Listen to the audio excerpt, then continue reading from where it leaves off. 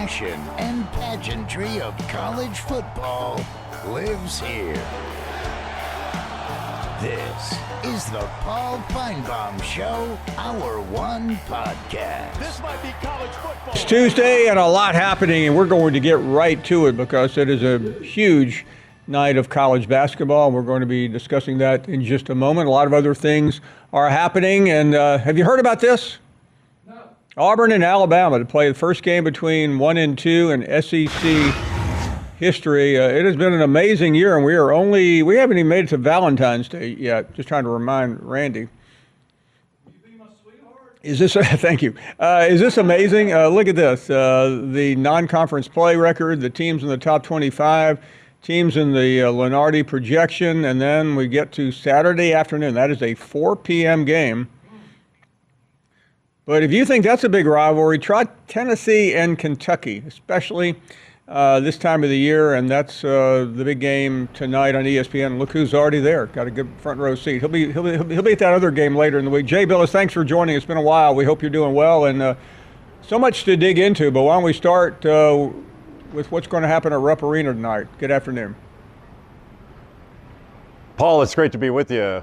What's going to happen in Rupp Arena is it's going to be a physical fight like we've seen in just about every SEC game. And Tennessee is going to come in with their ears pinned back because they lost to Kentucky in Knoxville a couple weeks ago. And I think that we're looking at two teams. They're different, but two teams that I think Tennessee's a little bit better on the defensive end, or they're a lot better on the defensive end, but two teams that we could see in the Final Four. And Tennessee's good enough to win this whole thing. As long as they shoot it well, and they're capable of doing that, and they get good production from their front court, which is the next thing they need to be more consistent with, there's not a team out there that Tennessee can't beat.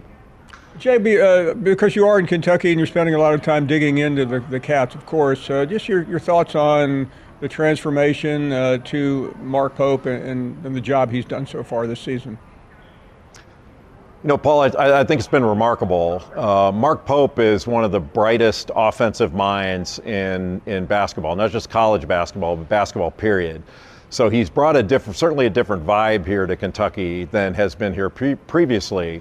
But watching this team get up and down the floor and the way they move and cut, the way they shoot the ball, they're really fun to watch. And in a year where every single player is new off of last year's roster, they've built a really good culture, a really good one. So when you hear coaches, and I get it, some of the older coaches complain that college basketball has become transactional, whatever that means. It's always been transactional. You always had to sign a letter of intent, and players were bound to that. So it's always been transactional, but they talk about relationships. Well, Kentucky's built great relationships on this team. But for Kentucky, the next step is going to be becoming a better defensive team. As their defense improves, their chances to do something special improve. And certainly they have to get healthy, but I think defensively is where they can make the biggest jump. Jay, I'll get to the overall SEC in a minute, but you'll be there Saturday morning and, of course, Saturday afternoon. And we've joked in the past about you're a big college football fan, and everyone watches Auburn, Alabama on the gridiron. But in your wildest dreams, did you ever think you would be doing a 1 versus 2 matchup in Alabama with two Alabama teams and the two state rivals? No. Paul, if you told me 10 years ago that Auburn would be a destination for basketball and would have its arena filled game after game, and you'd have basketball fans waiting outside in the cold to get in to see a game, I wouldn't have believed it. What Bruce Pearl has done there has been remarkable. And similarly with Alabama, who has they have a better basketball history, but what Nate Oates has done there is remarkable. Took them to their first Final Four last year, and I'm not sure that was actually the best team he's had there. And it's not going to end. Alabama's basketball success, as long as Nate Oates is there, is not going to end. He's the real deal. Both of them are. And my understanding is Alabama and Auburn have never played football at 1 versus 2, and they're doing it in basketball. It's really, really remarkable. That is correct, as somebody who's seen a few of those games. Jay, before you go, I do want to get you to take the lens back a little bit, and you've talked about it already, and you'll be talking about it continually, but this year in the SEC. Paul, I have never seen anything remotely like what we're seeing in the Southeastern Conference this year. The non-conference success that I think you referenced a little bit earlier has not been seen since the ACC in the mid-1980s. That's so long ago. I played in the league back then. But the biggest difference in comparing those two is the ACC was 8 teams then. It's a lot easier to have 8 really good teams than it is to have 16 really good teams.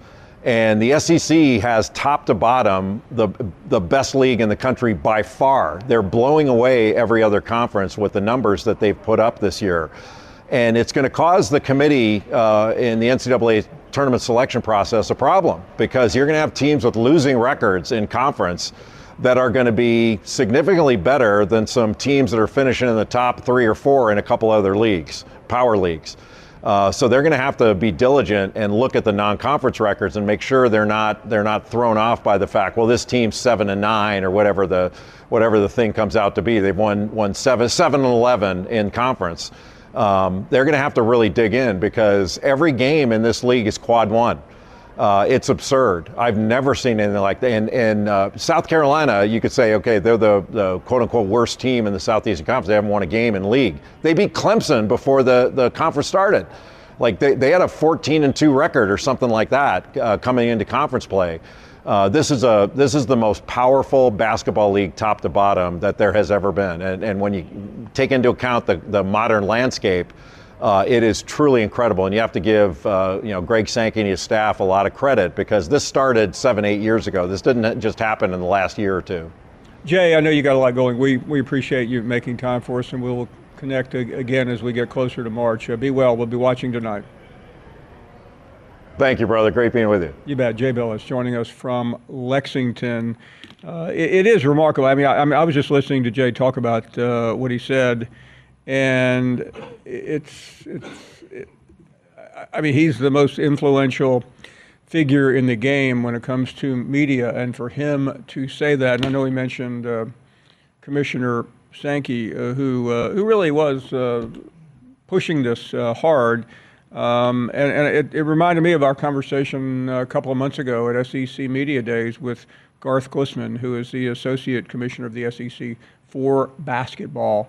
And just a combination of what the commissioner laid out, has implemented, and Garth coming in a couple of years ago and really putting a stamp on where this league needed to go. It has truly been one of the. I'm glad to see people finally taking notice, because it's the story of the year since we last saw a college football game. Let's grab one or two calls here. I don't want to keep G waiting in Atlanta.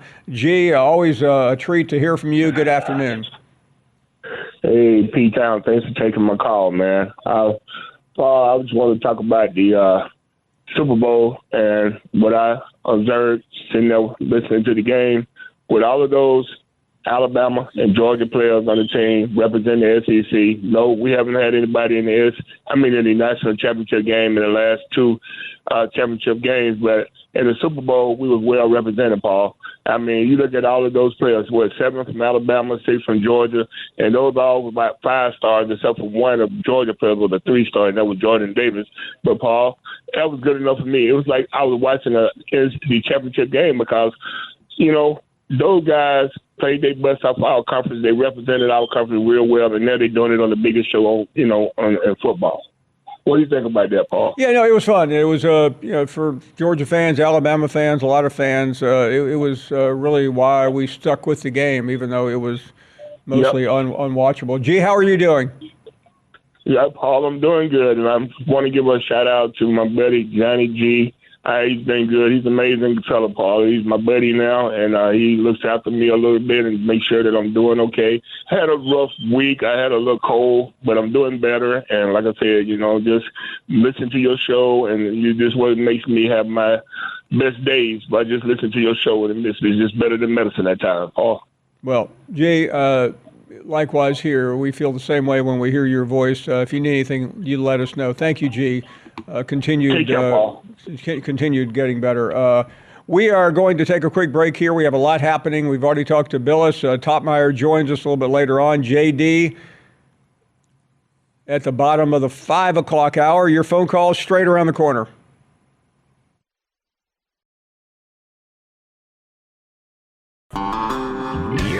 listening to the Paul Finebaum Show podcast. We're back. Great to have all of you here, and we're about to get to your phone calls at 855-242-7285. Let's talk about some headlines here first that you may have missed since we saw you last. Ranking the SEC QBs. Let's do it. Nussmeier, Arch, Lagway.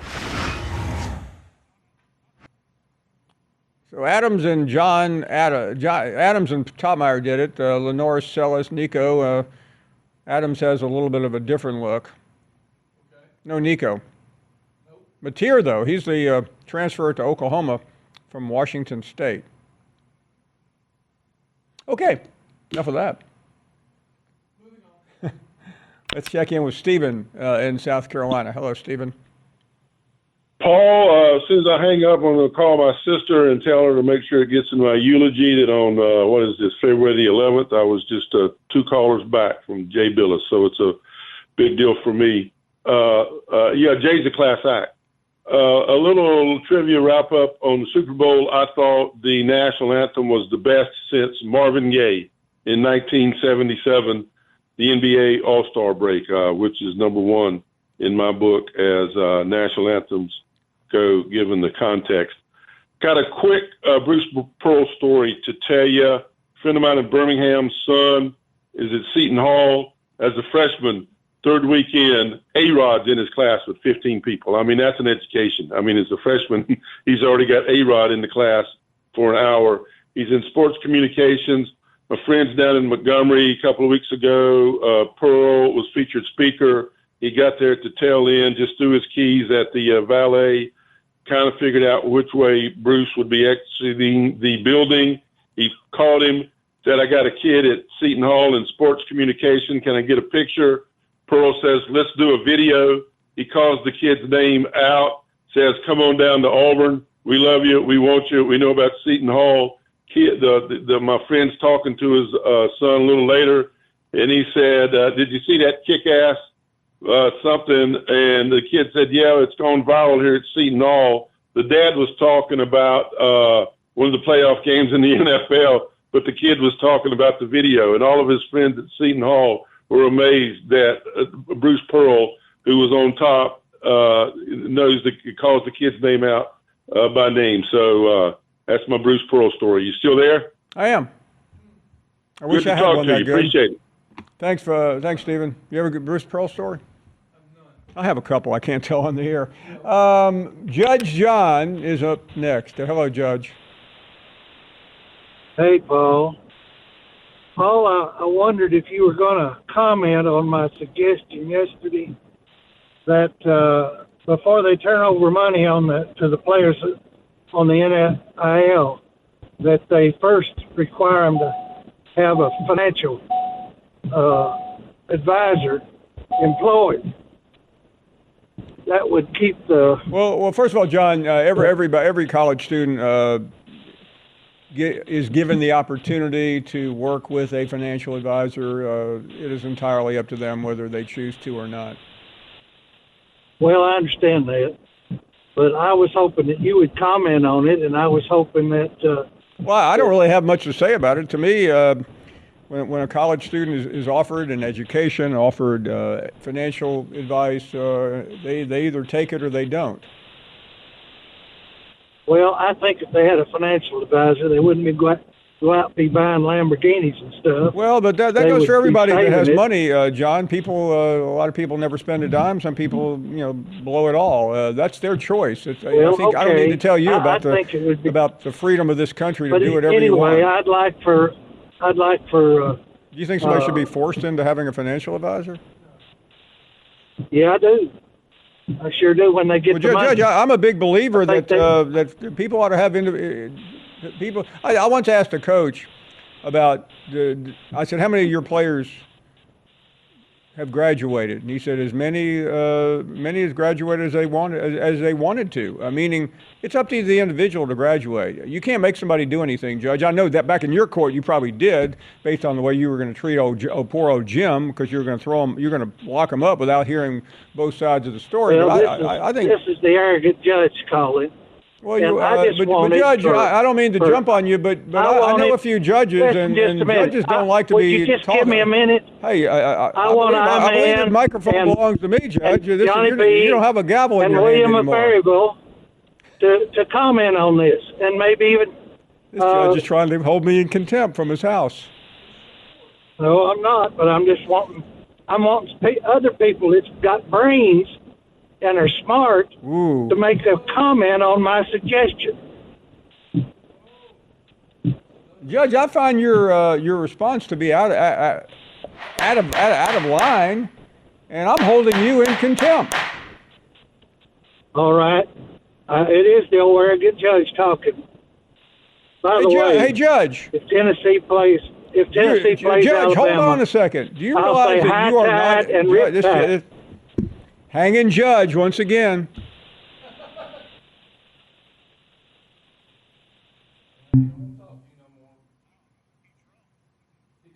I think what I said was true. This judge, all judges are the same. They got that gavel in their hand, and then when they retire or get put out to pasture, they still hold the gavel. Want to keep banging. I was trying to tell the judge, this is my court. That's right. By the way, that line about the microphone, I stole that from Ronald Reagan. Remember that? It was like the primary in New Hampshire. It was his primary. Like he bought the arena. It was some like town hall in Manchester or Bedford or wherever, and somebody started talking, and he said, "Cut that microphone off." And the guy said, "No." He said, "I own that microphone. This is my microphone." And he won the primary based on that. Chris is up next. You're in and on the phone. Hello, Chris. Hey, Paul. I appreciate what you said to Judge John.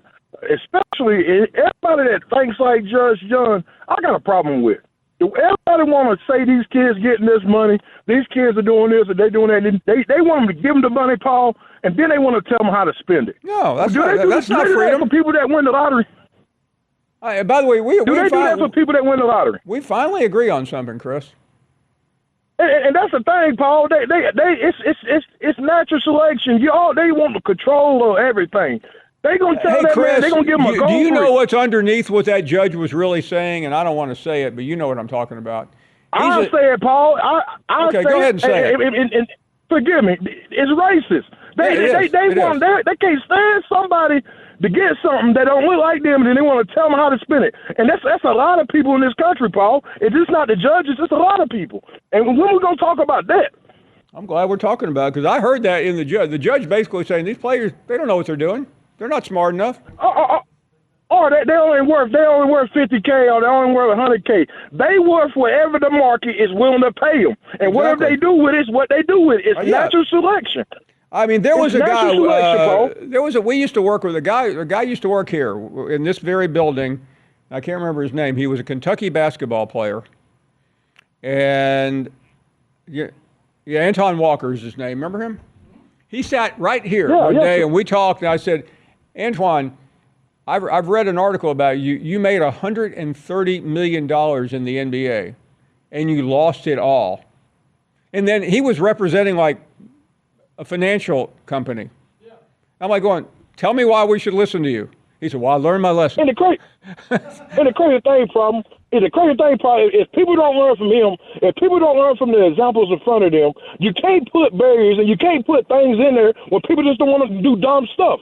Let's let them do the dumb stuff and put the next person. If you don't learn from it, it's the next person. Come on with it. You're 100% right.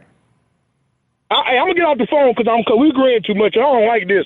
I'll be back. Okay. Yeah, I didn't like it either, but that's the first time I've ever agreed with that guy.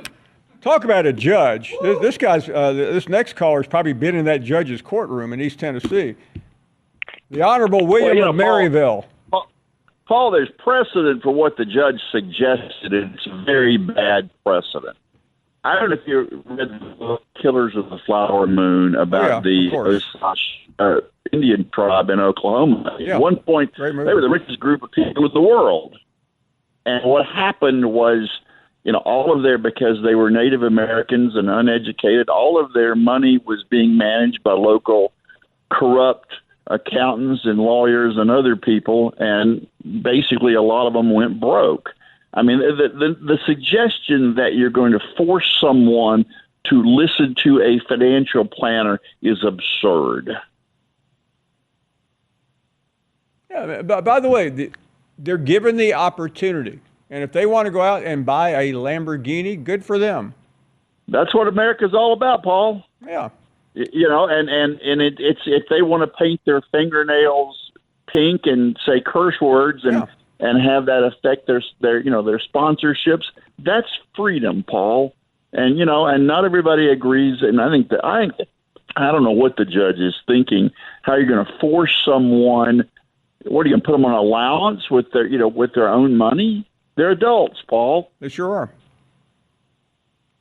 Judge, give it a rest. William, I know the answer is yes, but you've been in courtrooms with cats like that before, haven't you?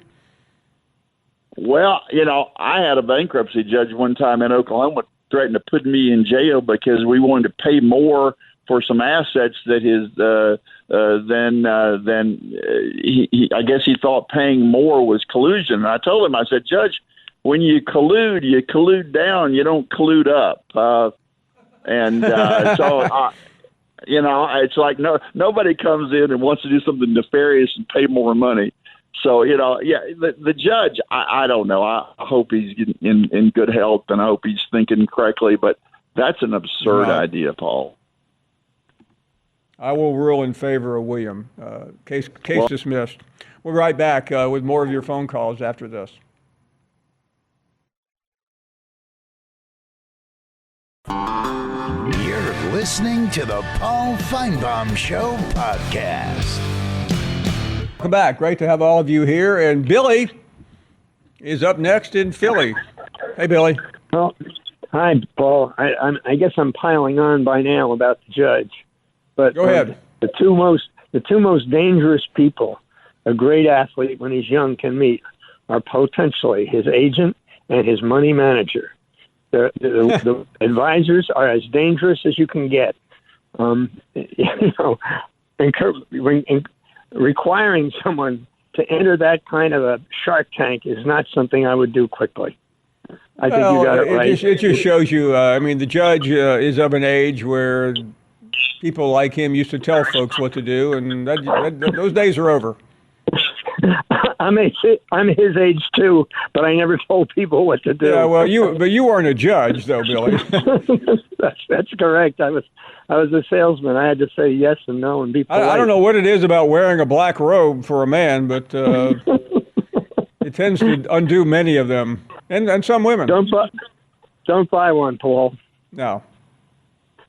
Thank you. Yeah, I had to deal with some judges early in my career, and they're all I don't mean they're all the same. They're all the same. Let's continue. Rick in Houston. Hey, Rick. Well, Paul, I am going to pile on. I don't care. I think the judge, he should be required to have a call advisor before he places another call. And personally, from his tone, Paul, I kind of think that the black robe wasn't the only color robe that the man ever wore in his life. Yeah, I think the black robe was for daytime, and the lighter robe was for night. Absolutely. You know, Paul, and just to give the judge a little information. Most of these young men have parents, so maybe they could help advise them. Just how about stick in your lane and mind your own business, old man? I like that. Well said, Rick. Mike is up next in Missouri. Hello, Mike. Hey, Paul. How are you? We're doing great. Thank you.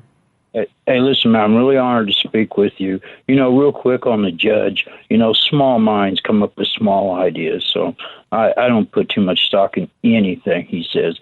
Paul, I'm calling to ask you a question, if I may. It's my contention that you're one of the most powerful men in the SEC. You're everywhere on TV. You're in print everywhere, and I kind of want to see what you thought about that.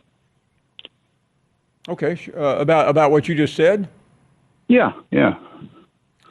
I mean, I really do think you wield a big stick. Listen, number one, I appreciate you saying that, but I don't really see it the same way. I see my job as someone who is here to communicate with callers and to interview those who have power and to try to elicit information. But I don't really believe that something I say here or elsewhere is really having that kind of impact or influence. Well, just jump back to the judge. People live and die sometimes by what you say, Paul. Like it or don't like it, or understand it or don't understand it. I think people are like that, and again, that puts a lot of power in your hands, or in your voice, if you will. Mike, I used to when I was a reporter and a writer, I used to do this list every year of, I think, that the 12 most powerful sports figures in the state. Uh-huh. And occasionally somebody would say, well, why don't you put yourself on the list? I'm like going, you don't understand. Writing the list is far more influential than being in the list. And what I mean by that is I enjoyed reporting on it, studying it, but I've never really believed that. I think the media has an influence. And I think those of us who are in the media should have to be responsible.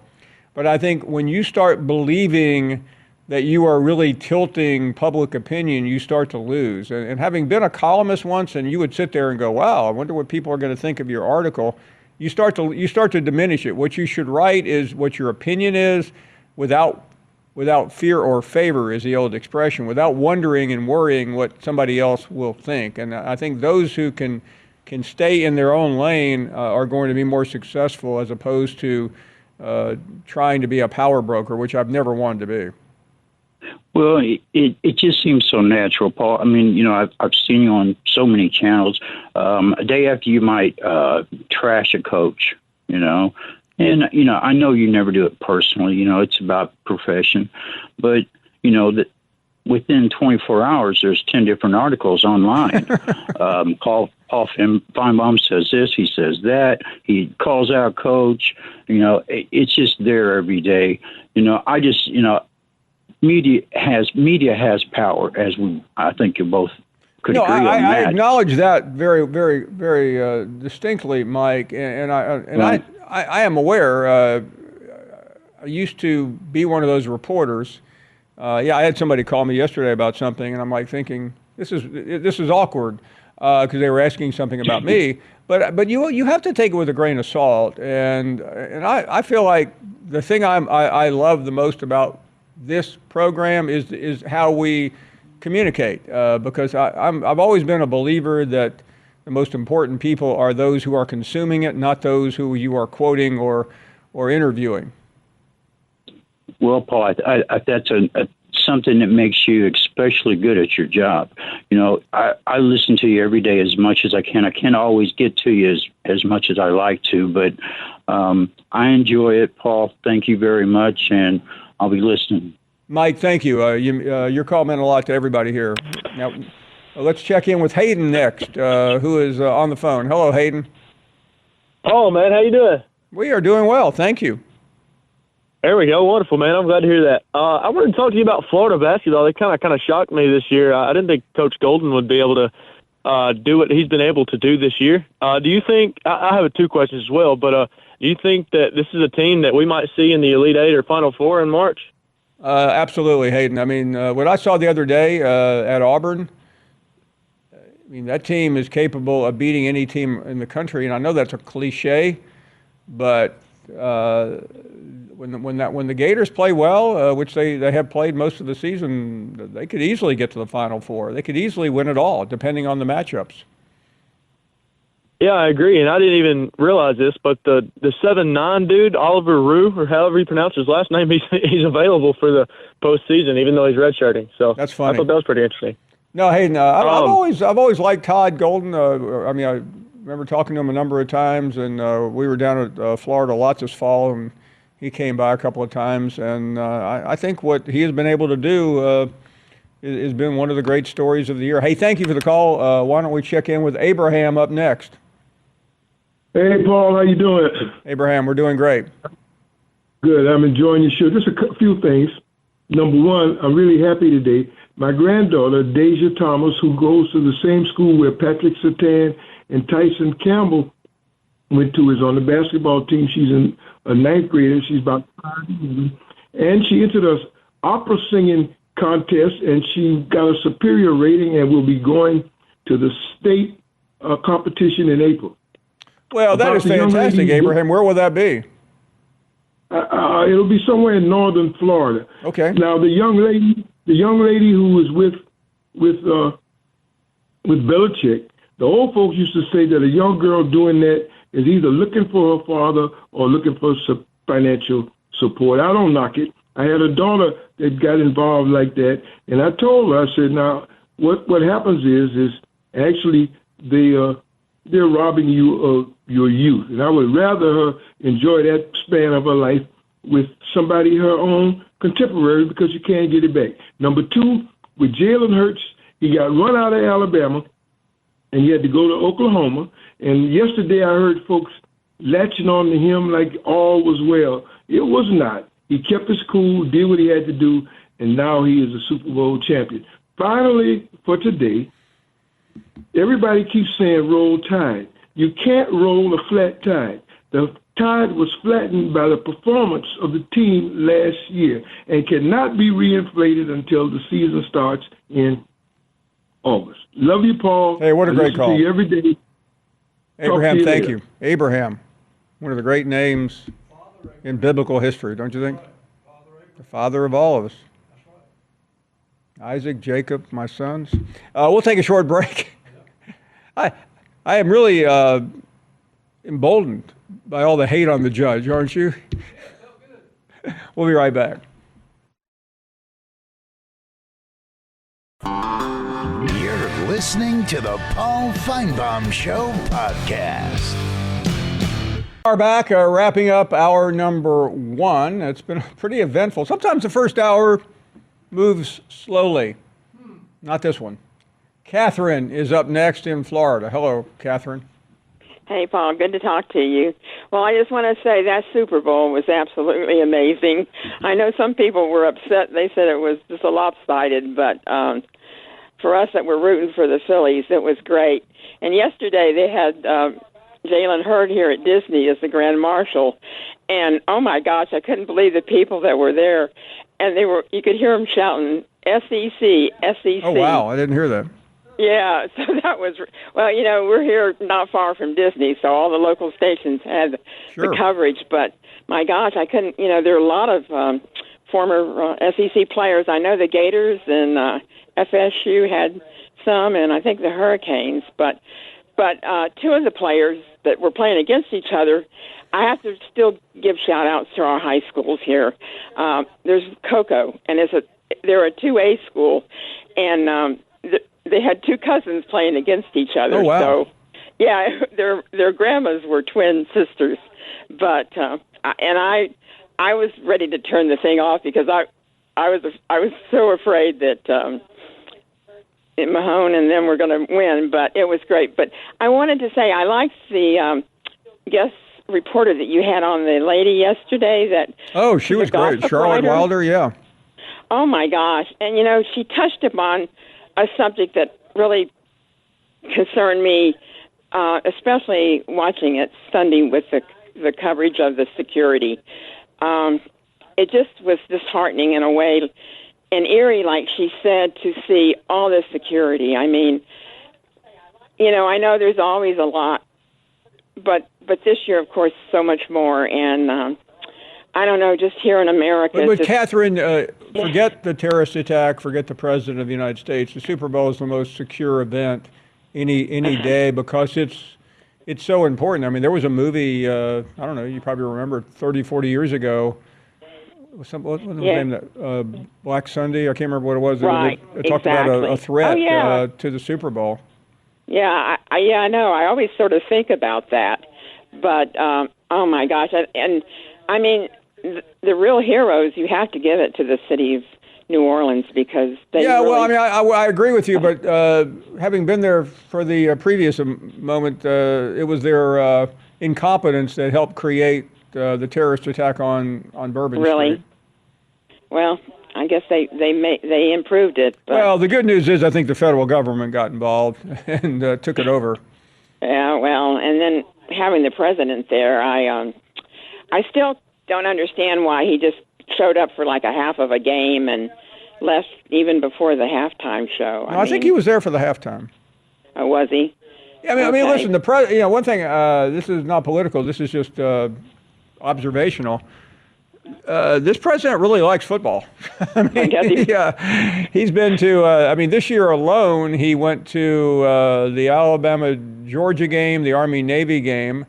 I have seen him at the Alabama-LSU game in 19. He was at the Alabama-Georgia game in 17, and then the LSU-Clemson game. I mean, I've been to five different games that he has been at.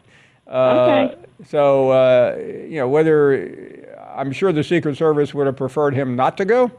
But one thing we have learned after 4 years and now 2 weeks, that this gentleman is going to do what he wants to do. Oh, definitely. Well, listen, Paul, you gave me a new perspective, so I appreciate that. Thanks, Catherine. Appreciate it. Yeah, and I like the fact that somebody in the White House cares about sports. I mean, the last guy, what did he care about? Anyway, Dan is up next in New York. Hey, Paul, thank you for taking my call. How are you today? We are doing great. So today I just wanted to talk about Jalen Hurts, who obviously he just won the Super Bowl and won a Super Bowl MVP.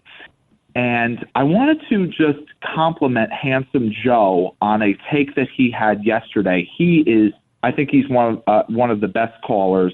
He's always, one of the better guys on the show, and I appreciate his calls. But I just want to say that both Alabama and Oklahoma could take a lot of credit for Jalen Hurts. Obviously, if Jalen Hurts didn't leave Alabama for Oklahoma, I don't think he would be where he was today because he got benched. I agree. And I also,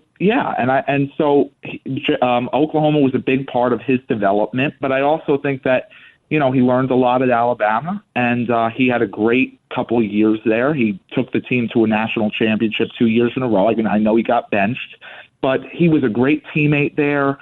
He stayed for an extra year, and then ultimately remember, Dan, he wasn't benched because he was a bad quarterback. He was benched because the guy behind him was actually better. Right, exactly, Tua. So you're exactly right. But he was such a good teammate, and when Tua got hurt in that SEC championship game against Georgia, he led a great comeback. And so I think that just tells you a lot about his character. Thank you for listening to the Best of the Paul Finebaum Show podcast. Watch the Paul Finebaum Show weekdays from 3 to 7 Eastern on the SEC Network. Plus, you can listen and watch on the ESPN app.